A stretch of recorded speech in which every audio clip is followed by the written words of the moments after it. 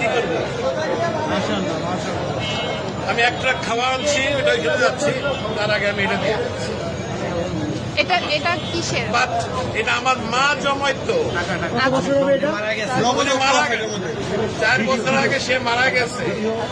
আমি জানি না এটার মধ্যে কি আছে, আছে অনেক কিছুই আছে, কি আছে আমি জানি, এটা আমি দিয়ে গেলাম।